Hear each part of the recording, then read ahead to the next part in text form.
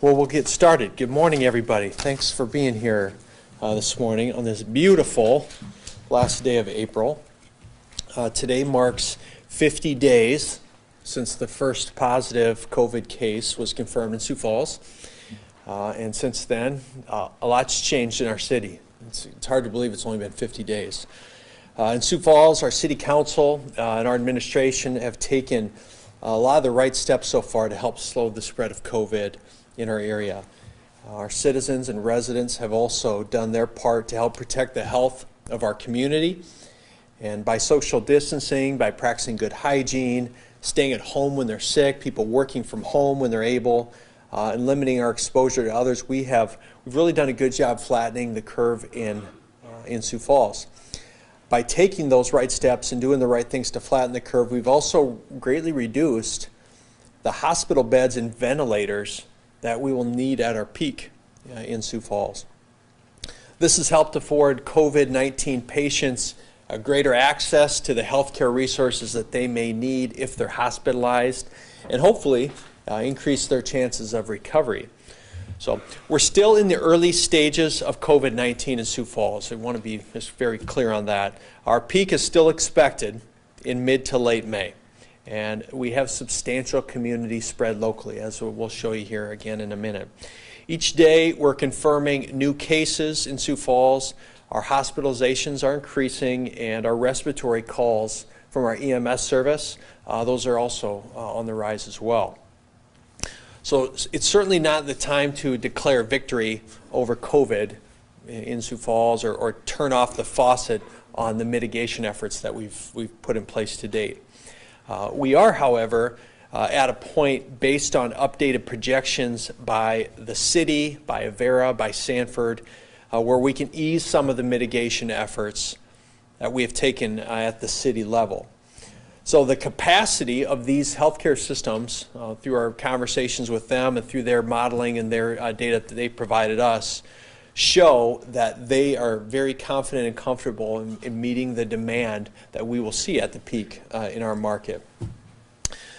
As we have discussed throughout this pandemic, we're following these 3 R's for our mitigation efforts. The first is we're continually reviewing data on an extremely regular basis. We then take that data and then we reassess the efficacy of our efforts. Okay, are things working? Are they not working? Do we have to pivot and change in any way? And then we realign our efforts based on those first 2 R's. And so today the city has taken steps to slightly relax some of those. We have city teams out today that are opening playgrounds and dog parks in the city, our skate parks, and our basketball courts. Athletic fields are going to be open as well to unorganized activities.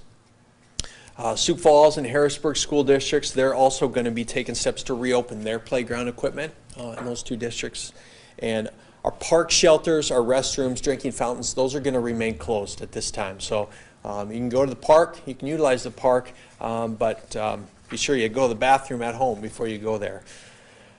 It's still important that the public use caution when they're out, including at our parks.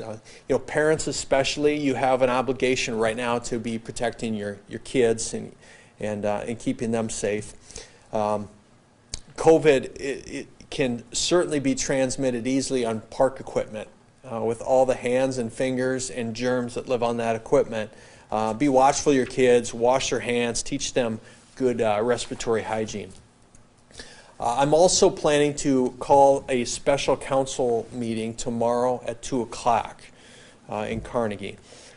And for the council's consideration at that meeting will be the first reading of 2 items that we're going to be bringing forward. First will be the rescinding of our current no loitering ordinance that we're calling, which restricts patrons to 10 in places like bars and restaurants, coffee shops, fitness centers. And in its place, we're going to be hearing a first reading of a new ordinance that would limit the number of patrons in an establishment currently under the jurisdiction of that no lingering ordinance. So let me start with one segment of those business categories. So that would be fitness centers, theaters, entertainment venues. They will be able to expand their occupancy to either 10 patrons or 50% of their posted occupancy, okay? Whichever is greater. For most of those businesses, it will be the latter. It will be 50% of their posted occupancy. So if you're a bowling alley and your posted occupancy is 200 people at a time, you can have 100 people in there. Now, in addition to that, we're also asking all those businesses to follow the state and federal guidelines for social distancing practices. So it's not cram 100 people in your bowling alley into 3 lanes. We're still expecting that bowling alley then abide by, probably every other lane type setups, things like that, to allow for safe social distancing practices. Let's talk about bars and restaurants a little bit. Licensed food service entities like bars, restaurants, coffee houses, they will be able to open at their regular capacity, but they must separate all the parties by 6 feet to serve a maximum serve a maximum of 10 patrons at one time, whichever is greater. So what we mean by that is Joe's Restaurant can normally serve 100 people. That's their occupancy. They can now readjust the setup of their seating area to have seating areas at 6 feet in 6 feet chunks. So we're not going to be looking at the occupancy of restaurants and bars. We're going to be looking at their seating setups and making sure that they can properly serve their patrons. So we're putting some onus on the business and the responsibility of the business. I actually got a call from one of our largest restaurants in town yesterday, and they own several restaurants in town, to talk to me about this. And before they even knew that we were proposing this, they said, we'd like to ask that the city consider this. And he basically read to me the ordinance that we were crafting at that time. So there's buy-in from the restaurant community. They think they can do this. And they, quite honestly, they need to operate in an entrepreneurial fashion to make this happen. Those businesses, like I said, will be required to distance their groups by at least 6 feet and continue to follow that CDC guidance for the cleaning, for disinfecting surfaces, keeping sick employees home, and so forth. So I know there's federal recommendations, there's state plans that the state is putting out, there's local recommendations. There's a lot of confusion in our business community. I've heard it in the last 2 days. This ordinance will align with some recent recommendations from the state and the feds. And we have a dedicated team at the city, and you're going to hear from them in a little bit, to help businesses adjust to this. It's called our SOAR program, and Jeff Eckhoff's going to be talking about that in a moment here. Let me run through a little bit of data. This is small. I'm going to really focus on what we're looking at in terms of the hospitalizations of COVID patients and who's contracting COVID. And this is really important in that, I want to look down here. The population age distribution of Sioux Falls is this. This is where we have, we have the largest age group in our city is 0 to 19, and you can see our smallest population is 80 and over. The COVID cases that we're seeing by age group, if you look at 60 and under, that's where a majority of the cases are happening. And even you can look at 50 and under. That's where we're seeing the most COVID positive cases. But the cases requiring hospitalization are the exact inverse of that, okay? And this is what we know. This is where the hospitalizations occur, is with an aging population. So that's what we're seeing in our market with that. The reason we feel comfortable making some of these changes now is because of this. Our last projection put us at a peak up here. This is when we decided to not move forward with the stay-at-home order. This was lower than our original peak, which was up here. Okay? We said we're going to not do a stay-at-home order. We're going to continue to have our no lingering ordinance in effect, to continue to push good social distancing and those messages. Well, now as of today, the most recent modeling shows us a peak at the end of May with a cap need of about 500 hospital beds. That's if we continue with the efforts we've been doing to date. All right? So you see how much we have freed up in capacity, and that little chart down here shows what we've seen with hospitalization. And you can see that as of today, we're at 64 beds where we have COVID hospitalizations. So this is an important chart because this is why we feel comfortable making some of these changes. Because our healthcare partners are telling us, listen, we have capacity, to handle these cases if they come in even above this current peak. We're ready, we've prepared for it, we've staffed up for it. Where we sit today in Sioux Falls, we continue to stay steady at about 810, well, I shouldn't say steady. We stay steady at the 11th in the country in per capita cases. We're at about 810 cases per 100,000 residents. Couple big climbers, and we're watching our friends to the south in Sioux City who have had quite an outbreak in the last couple days.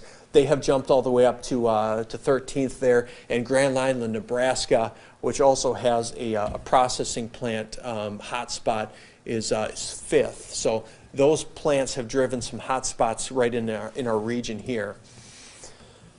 The last piece of data I want to show you is this. This is our COVID cases and area hospitalization rate. So this is what you've seen with our case counts, all right, since the 10th of April. And you can see a little dip that we had in the last week. Then we went up, a little dip again. This is the active cases. We're actually seeing more recoveries than active cases right now. Okay, that's why you're seeing this. So why the hospitalization rate is also increasing just a little bit too. Right now we're at about an 8% hospitalization rate. You have to remember early on in this, and not even so early on, when we were in the thick of this, there was a time when 20 to 25% hospitalization rate was not a crazy number to be modeling off of. And so that continues when we talk about reassessing the data. That is what we continue to look at. Well, what we're seeing is not in line with that. It's much lower, which is part of the rationale for these changes that we're bringing forward today. So last thing I want to say before I turn over to Jeff, and this is really, really important, probably the most important thing of any of this, is there is a high level of personal accountability and personal risk tolerance right now that each and every member of our community needs to kind of self-assess. If a restaurant is open, and they're open for business, you don't have to go there, okay? You have to make the decision if you're comfortable going there. If a park is open, you don't have to go there. You have a personal decision and personal responsibility. You have to know what your own risk tolerance is. If you have a child at home that's immunocompromised, then you should act differently than a family who doesn't have that situation. You need to decide what is best for your family, what's best for your business, what's best for your situation.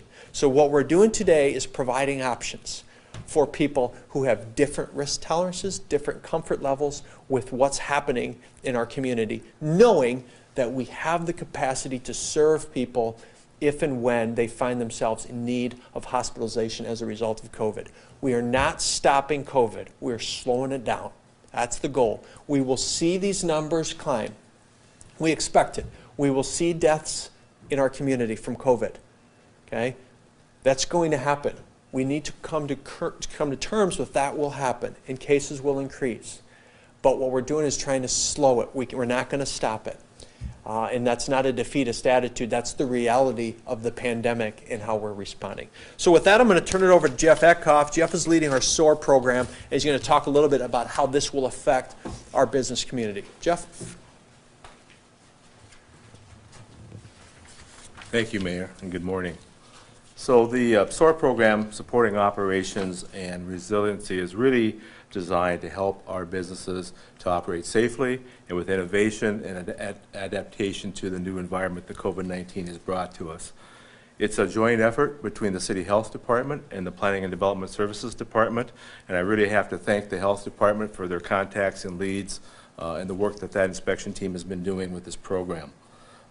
Really, we're there to help navigate the CDC requirements, the state, the local, the city, and with the new ordinances that are coming forth, there'll be a first reading this Friday, and as they go into effect next week at the second reading, we really anticipate we'll get a lot of inquiries, and we stand ready to help them to interpret that and to work through that.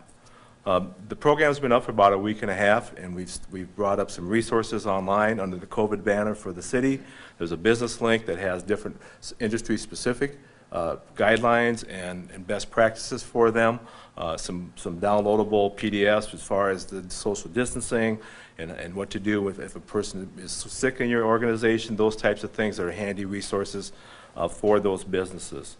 I just have to say that one of the things that we did was very proactively go out ahead of this and make a lot of contacts with with well over 100 different business locations in town, talking to them in person, visiting their facilities, talking to them on the phone.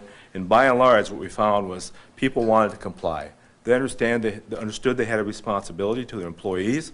They understood that if they didn't comply, that it would probably impact their customers and how safe they feel coming into their business. And so recently we've talked to a couple restaurants, and it was amazing, and the mayor couldn't have said it better. They have been thinking about this, they've been innovating, they've been changing their business plans, and they've been putting things into place in anticipation of the day when they knew they were going to reopen, and they had to earn the trust of their employees and of their customers. And so we feel very good about the efforts going on out there, and just proud of the businesses and the citizens of Sioux Falls, and look forward to assisting them where we can. If a business has a question or an individual has a question, we're looking at our friends at the Helpline Center. They can call them, and they will get the message through to us, and we'll get back to them as soon as we can. And so with that, I'll have Janet Kidams with the Helpline Center is up next. Thank you.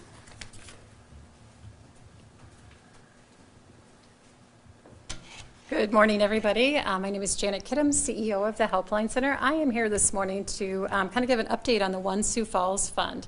The One Sioux Falls Fund was created just over 6 weeks ago to help people stay in their housing during the pandemic crisis. Many folks lost their jobs, have had their hours cut, and just don't have the financial resources to pay their rent any longer. So that fund was established by the mayor, and there was many contributions to that from businesses and individuals, and of course the city of Sioux Falls. So I've had the privilege of leading a committee, the Unmet Needs Committee, as we have worked to review the applications that have come in. People have been able to apply for that fund through the Helpline Center website and also by dialing 211. So over the last 6 weeks, those committee members have worked tirelessly, meeting multiple times every week to review and analyze and make sure we approve those applications. And I need to give a shout out to those committee members because they make this all possible. So those committee members include representatives from the Sioux Falls Area Community Foundation, Community Outreach, Lutheran Social Services, Interlakes Community Action, the Minnehaha County Human Services, City of Sioux Falls Housing Department, the Sioux Empire United Way, and the Helpline Center. So today I'm here to share that in the last 6 weeks, over 2,200 families have remained housed because of the One Sioux Falls Fund. They've received assistance, and that allowed them to pay their monthly rent. So we received so many words of appreciation and thankfulness from those families that were helped during this very difficult time, since most of them had been impacted by losing their job or losing their hours, and they'd never been in this position before. They've never had to face not being able to pay their rent. So I think those individuals really have expressed their gratitude. They say it at best. So what I'm going to do is I'm just going to read some quotes from them of how they've expressed that. I found myself in a situation I've never thought possible. I would like to say thank you from the bottom of my heart. And then, I cannot thank you enough for helping me with my rent. I am devastated being unemployed and now with many others. This eases my mind more than I can express. And finally, as I try to find the words that express my deepest gratitude, I find tears instead. Tears of joy and happiness. Though times are tough, not just for myself, but for countless others as well, I realize that we are all in this together. So you can see that people are so grateful for this fund that's been created. And I also like to express the gratitude on behalf of the Helpline Center staff. We answer thousands of calls from people who need help, and this fund has really been an answer and a solution to many of those questions and people in need. So once again, if somebody is in need of help, financial assistance, or they just need to talk, please remember the Helpline Center is there 24 hours a day. Please reach us by dialing 211.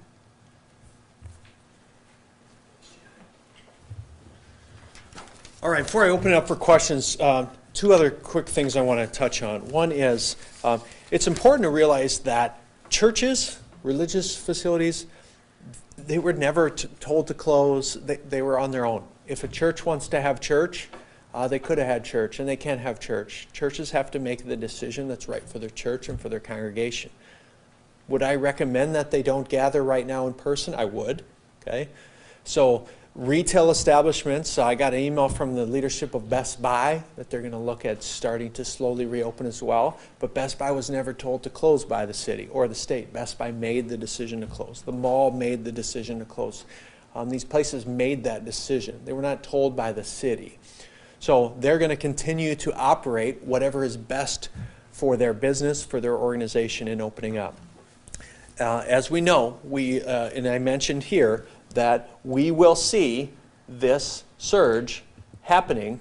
We know it's coming. People say, well, then why wouldn't we continue to hang on with what we're doing? We have to see these patients eventually, okay? We're just pushing it down the road. So as long as we have the healthcare capacity, we can do this. We can do this. So that's the rationale. A lot of people, again, think we're trying to prevent COVID. That's not the goal. That's not the goal. Until we have a vaccine or therapeutics to better treat this, this is the reality of the environment that we're living in right now. So with that, I'll take any questions you may have for myself or for Jeff. Some of my other team is here also. Yes, Mayor, 2 questions on the new ordinance.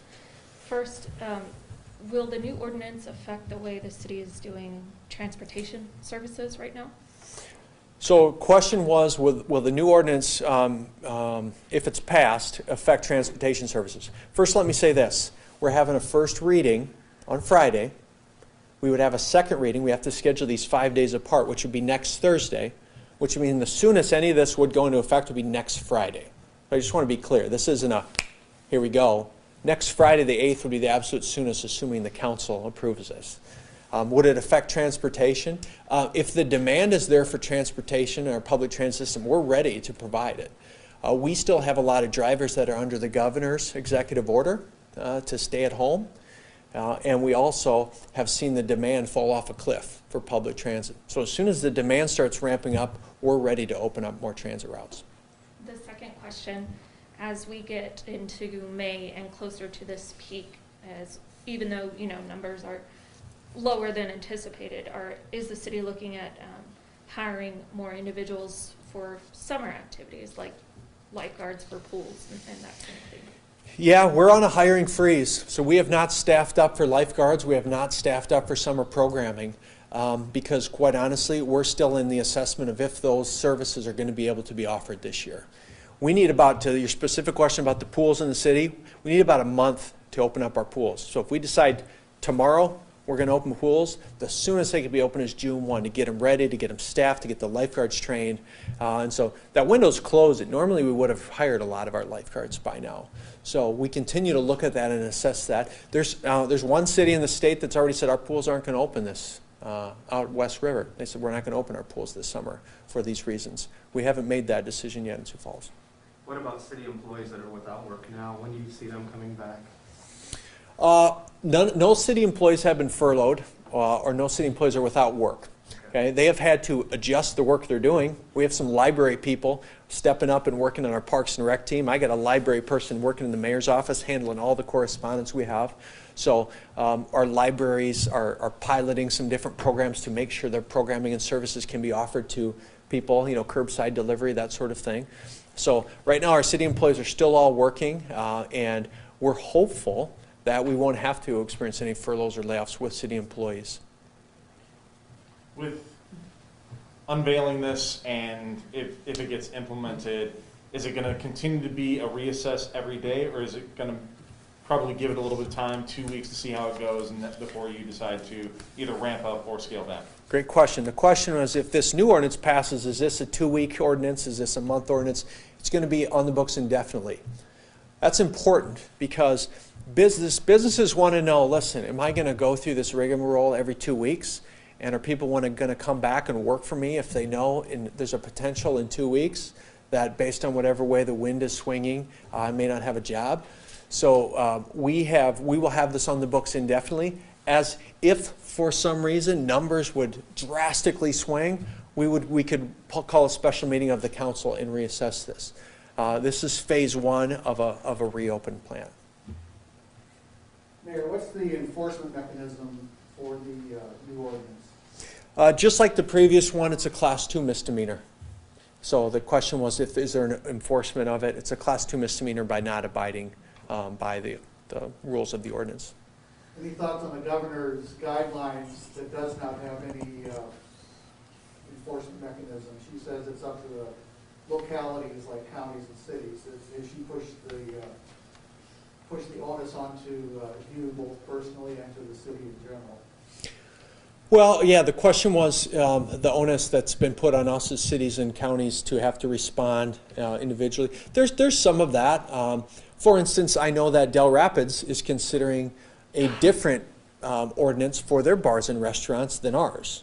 So that could create some confusion, where in Del's, restaurants are half of their posted occupancy. In Sioux Falls, it's not occupancy, it's the 6-foot social distancing. So we have, back to that kind of patchwork rules and legislation that we see, I think there will still be some of that.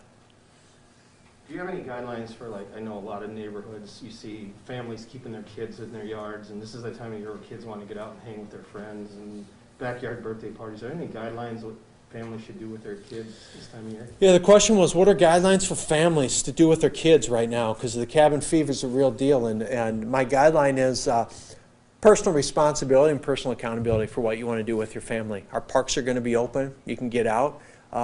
If family A and family B feel comfortable getting together and having their kids play together, there's no law stopping those kids from playing together.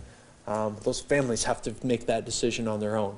And so we're trying to get away from a little bit of the I guess, nanny state legislation where, people are looking to the mayor to say, can my kid play with the neighbor kid, or can we do this? Families have to decide what's best for their families. You mentioned this was phase 1. What does the next phase look like, or what are the next steps, and what needs to be done for us to reach those steps? Yeah, the question was, this is phase 1, what does the rest look like? Well, there's still a lot of things that we aren't, quote unquote, back to normal on. We haven't made a decision on sports leagues. Are people comfortable having sports leagues, sports tournaments, opening of pools? There's still restrictions on those businesses, those entertainment businesses, at 50% of their occupancy. So a logical next phase would be, loosening that even more. So those are all things that we'll consider. And you have to remember, this is also items that you need 8 city councilors to also agree to as well. So I think a lot of times people look at the mayor, but I have to work with 8 city councilors who I think in some cases maybe have different opinions on how we should be doing things. And so we're trying to build consensus behind the scenes as well to make sure we're doing the right thing collectively. One more. Are there a lot of city employees working from home right now?